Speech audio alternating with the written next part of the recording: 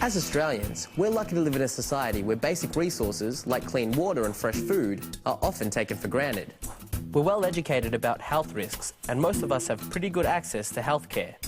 But still, our government spends millions of dollars each year treating diseases that are preventable. And even worse, people continue to die from preventable causes, taking risks with their health and safety, even though they know better. Because people don't always make the best choices, a number of organisations have taken the responsibility on advising the public and the government on how to build a healthier society. In this program, we'll talk about health promotion. We'll look at an agreement called the Ottawa Charter and some approaches to health promotion, lifestyle approaches, medical approaches, and public health approaches.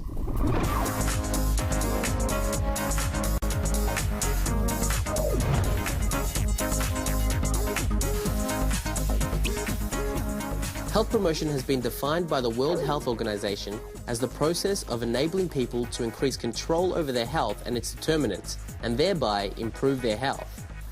Put more simply, health promotion involves developing laws, policies, services, and skills that help people live healthier lives. It includes changing the environment to support positive health behaviours and to create healthier communities. It also includes educating people about health issues and risk-taking behaviours that can affect their health. Well, we all use health promotion, and I think that's actually the key to success in health promotion.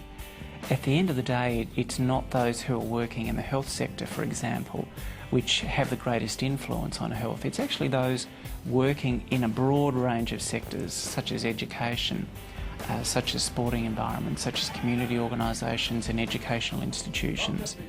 All of these have an important influence on our health. If we have access, for example, to good education, good income, good social networks, good physical activity options, environments which support our health, they are more likely to be successful in ensuring that we achieve good health outcomes. So at the end of the day, we are all responsible for good health, and we all have a part to play in contributing to the health of our society. You're probably familiar with a few public health campaigns, like advertisements on TV that show the damage smoking does to your lungs or how drink driving is dangerous. This is a big part of health promotion. Organisations like the Cancer Council or the Heart Foundation carry out research into public attitudes and work to inform the community about health risks and behaviour changes. For example, the Cancer Council promotes how sunbaking can put you at a higher risk of skin cancer, and the Heart Foundation identifies foods that are low in fat, salt and sugar so that individuals can select healthier food options. So who is responsible for health promotion? Of course, it's not up to any single group or body to make the community healthy. Most individuals can make their own choices about behaviour and lifestyle. Whether you exercise regularly, eat a balanced diet and use medical services is up to you. Community groups and schools also take some responsibility for health promotion. For example, if schools have a hat-wearing policy or provide sunscreen to students, then they can reduce their level of UV exposure and therefore lower their risk of getting skin cancer in the future. Non-government organisations like the Cancer Council take on a lot of responsibility for promoting a healthy lifestyle. Their advertising might influence parents to buy UV protective clothing or 30-plus sunscreen for their children who are playing outside. This in turn develops lifelong positive health behaviours in the individual. Governments also have a role in health promotion. They can't always influence individual choices, but they can make laws to ensure that people are informed about their health. For example, national governments can pass laws to stop alcohol or junk foods being advertised, or to prevent the sale of cigarettes to minors, and local governments can erect shade structures in parks for sun protection. International cooperation is also an important part of health promotion. Groups like the World Health Organization provide recommendations for healthy living standards, like safe drinking water. By keeping people informed and providing healthy alternatives, these groups are taking responsibility for health promotion. And successful health promotion requires the interaction of each of these groups. Health promotion is defined as the process of enabling people to increase control over their health and its determinants. Health promotion is used by a number of groups: individuals, community groups or schools, non-government organisations, government, and international organisations. Health promotion is most effective when all of these groups work together.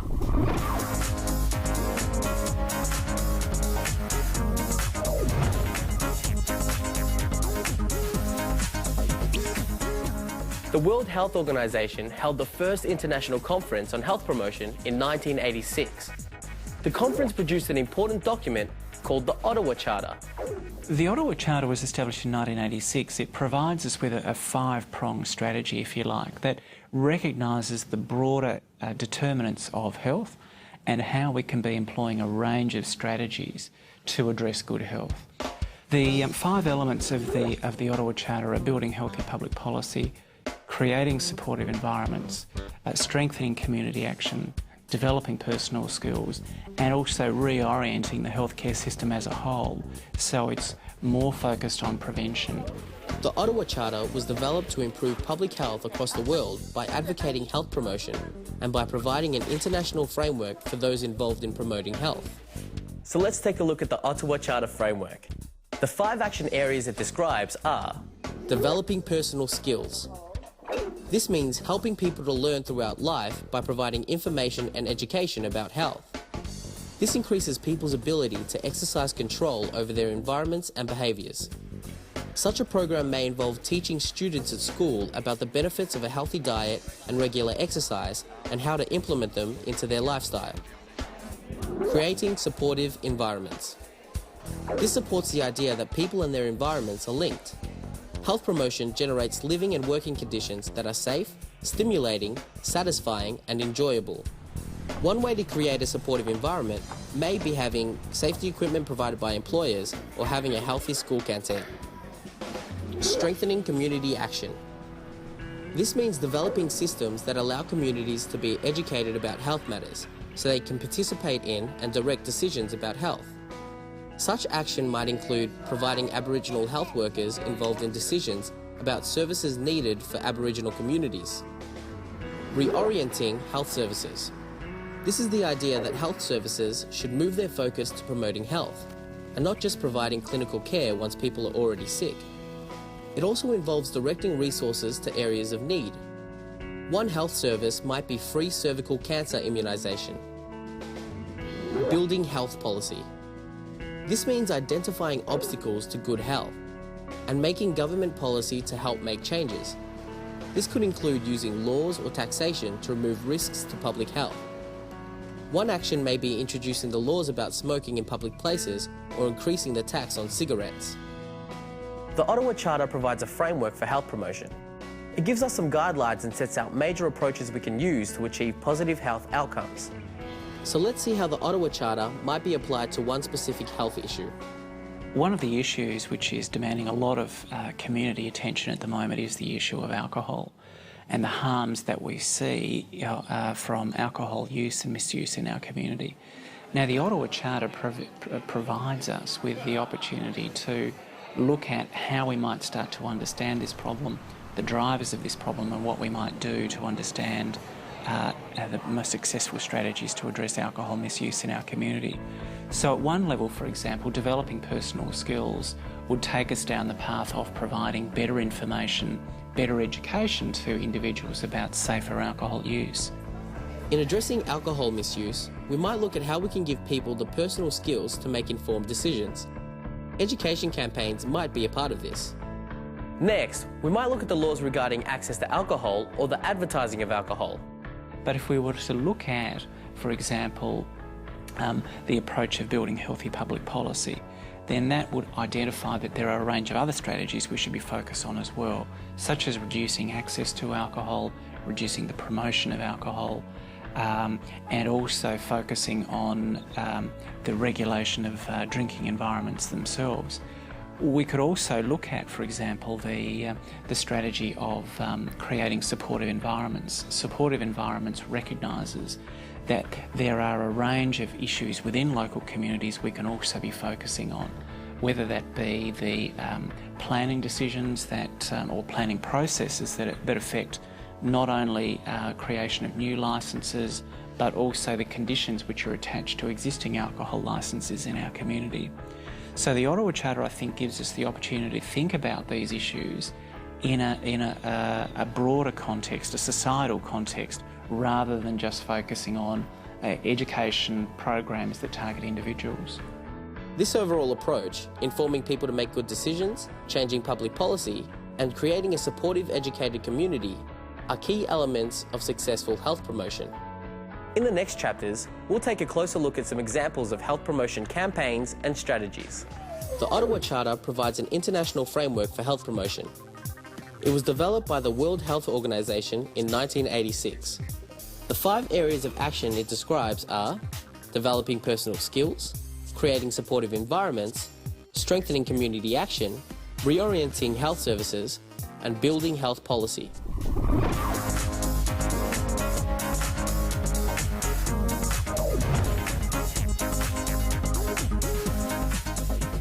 So far we've seen how health promotion can involve a range of strategies.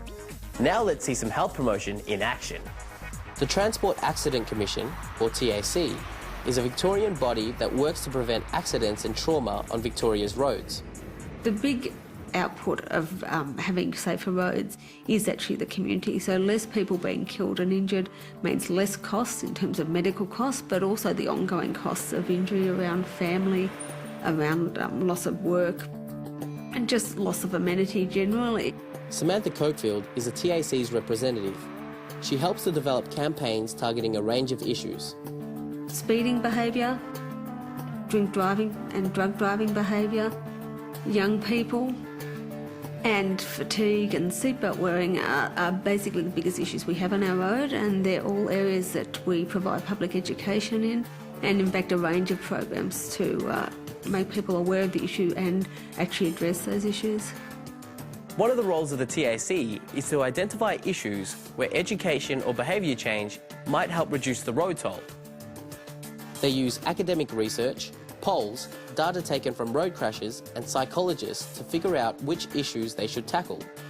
We generally consult a range of people before actually developing a brief for a campaign, and that will normally be police, market research agencies, and pulling on research from usual behavioural scientists, academics, and pulling that all together to develop a brief for an advertising agency.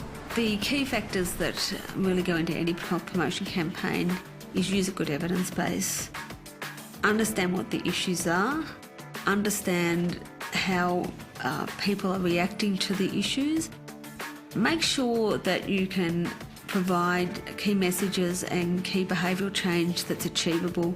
So we really can't ask people to stop drinking, for example, but we can try and separate drinking and driving because that becomes quite acceptable.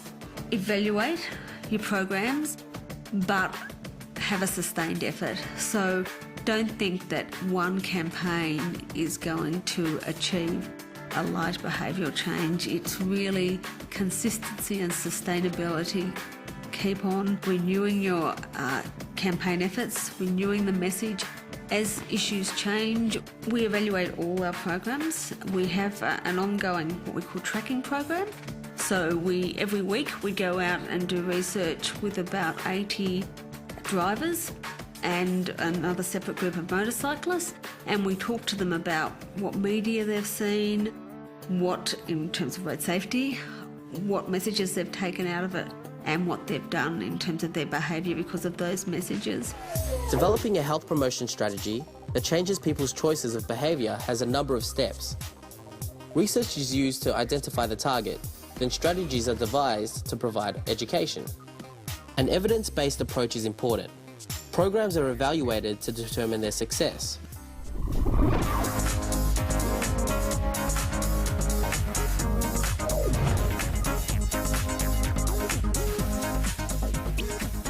Encouraging people to change their behaviour is one part of health promotion. Another aspect is educating people about ways in which they can prevent illness.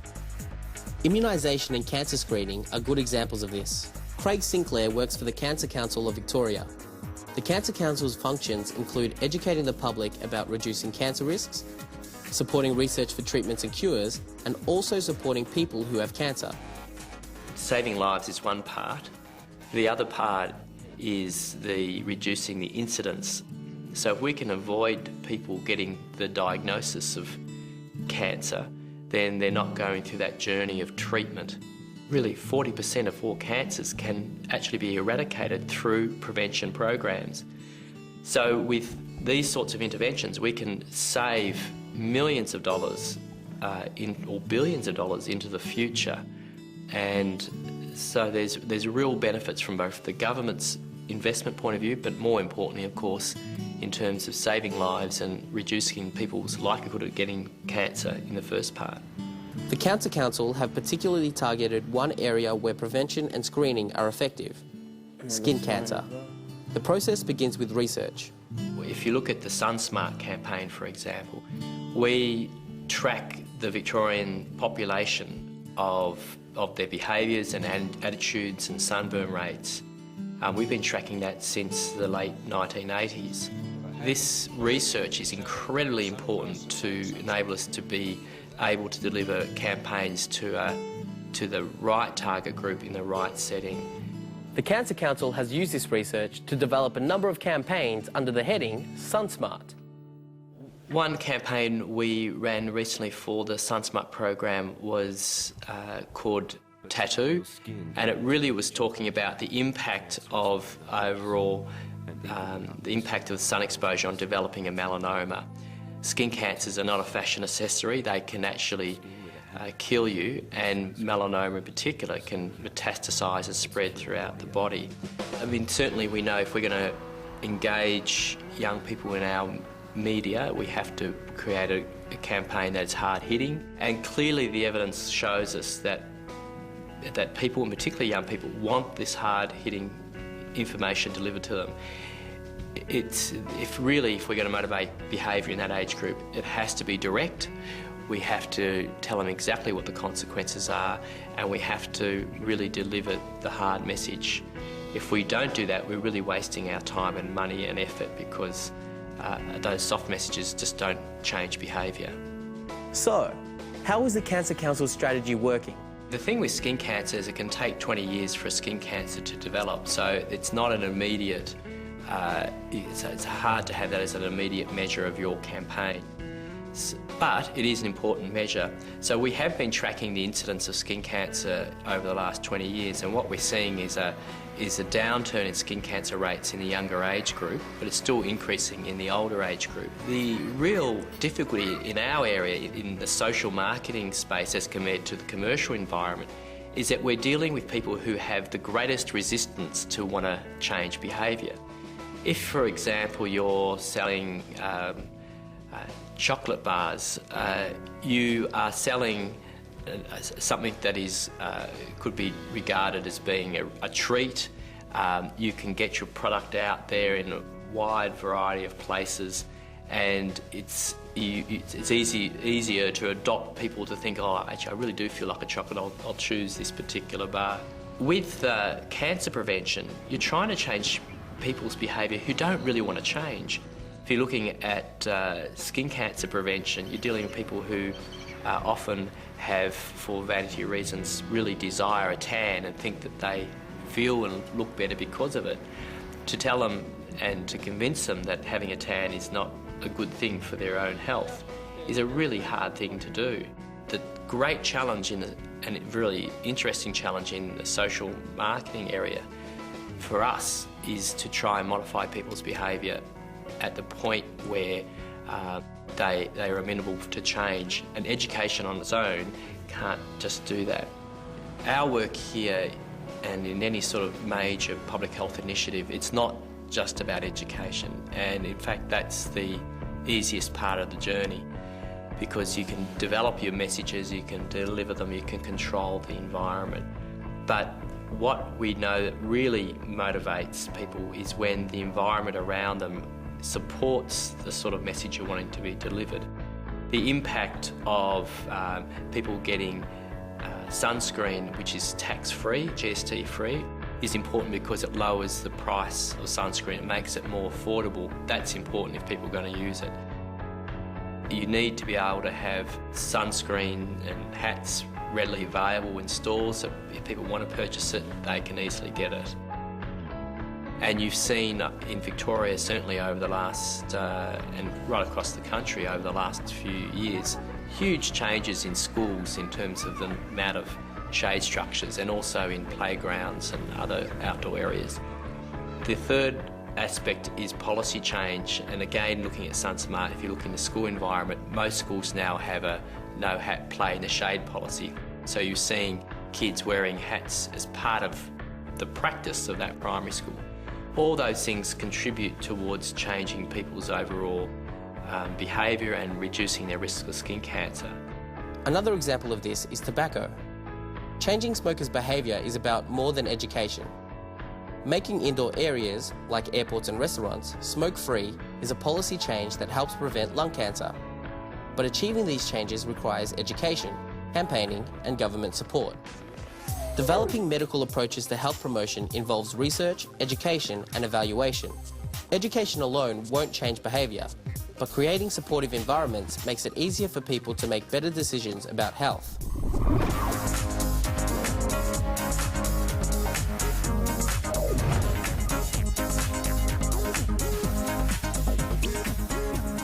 Organisations focused on health promotion don't just rely on advertising campaigns to educate and change attitudes. A range of information needs to be delivered to schools, workplaces and community groups. These are the places where policy and attitude change begins. We spend quite a bit of time on schools' resources and working with young people more generally. Over and above that, we provide what we call enrichment resources, and a lot of them are videos, programs that come into schools, products, etc., that help schools actually talk about road safety in the classroom environment. On a more practical sort of setting, we also try and talk to young people in environments where they're likely to be either involved in risky behaviours, so things like youth events, so big music festivals such as the Falls Festival, Big Day Out, all those types of things.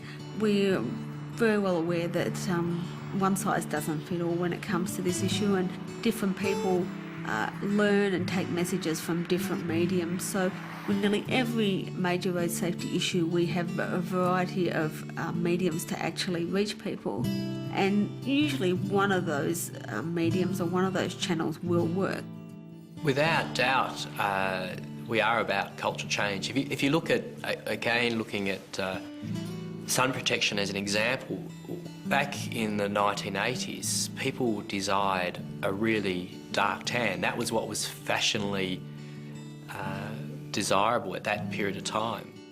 And that was reflected in the way people wanted to look. It was reflected in the magazines that people were reading. It was reflected in the advertising of products and the way people looked at that time. To enable us to get to the situation now where the vast majority of Australians no longer desire a tan compared to we were in 1980 is a huge cultural shift. To have every kid in a primary school wearing a hat, that doesn't come easy. So it's not just about running social marketing campaigns. We really are about influencing the broader environment. So our role is to help inform and also influence government to change policy to create these sort of healthy environments. Public health promotion requires more than television campaigns. Information must be tailored to schools, teachers, community groups and workplaces. A variety of media and approaches are used in order to reach the intended audience. Over a long period, this kind of education can result in a culture change.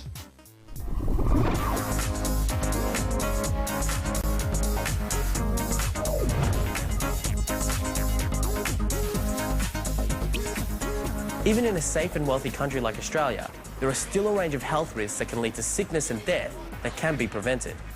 Health promotion is the idea that through education and information campaigns, people can be given more information about the choices they make, about their behaviour, or about participating in medical screening programs. Health promotion doesn't just take place through advertising though. Programs in schools and workplaces are all important in informing people. Often, changing behaviours and attitudes is a long process, but years of hard work can sometimes result in a big change in a society's culture, and that has benefits for everyone.